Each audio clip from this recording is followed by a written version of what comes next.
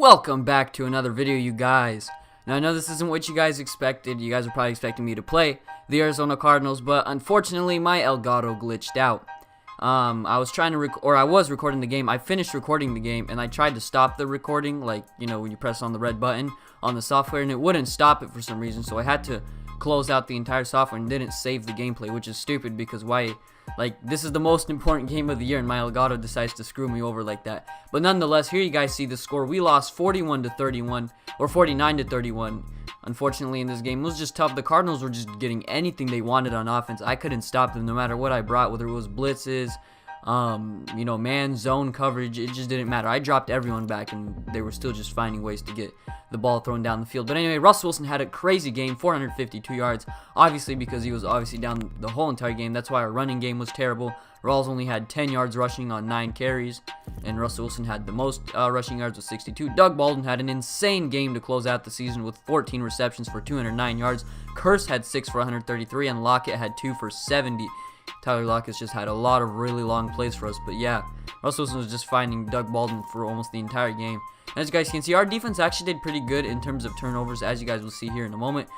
Bobby Wagner led our team in tackles with 8, and then sacks. Wagner had 1, Bennett had 1, Griffin had 1, and Averill had 1.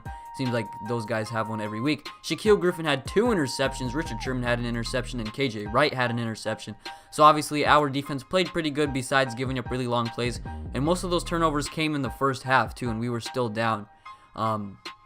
But yeah, this is just a wild game, and so this really hurts our playoff standings. We already secured a playoff spot, but as you guys can see right here, the Cardinals are now the first seed in the NFC, and then the Redskins are the 2nd seed, the Saints are the 3rd seed, the Lions will be the 4th seed, and we will be the 5th seed. So we basically dropped from the 1st seed to the 5th seed in literally 1 week, and then the Giants will wrap up the entire wild card, or the last wild card spot with a 9-6-1 record.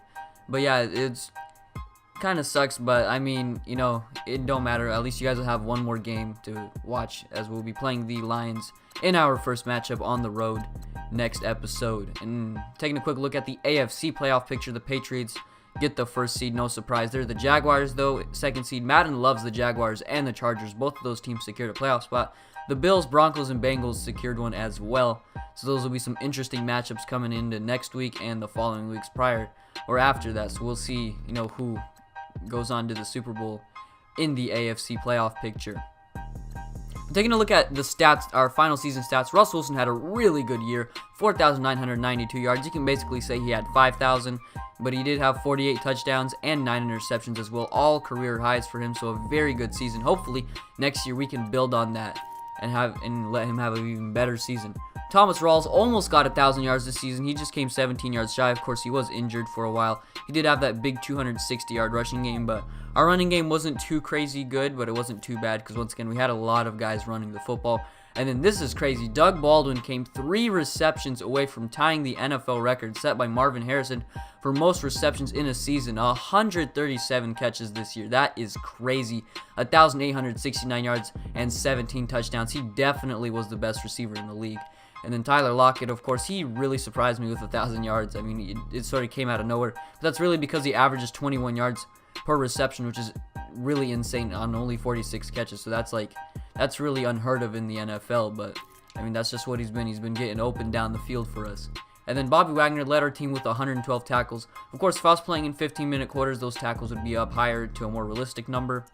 But I mean, they'll be down there because I only play on 10-minute quarters. Sacks-wise, Cliff Averill led our team in sacks with 17.5. Bennett had 13.5. Bobby Wagner had an insane double-digit season. I don't know how many middle linebackers do you ever see having double-digit sack seasons. I mean, that's what Bobby Wagner did, and he had a crazy year. But yeah, going back to the defensive end right now, trying to take a look at the interceptions.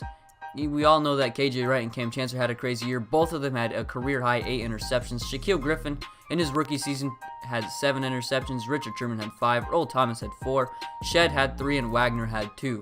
So all in all, a very good job by our defense this year getting turnovers. We were number 1 in the NFL in getting turnovers.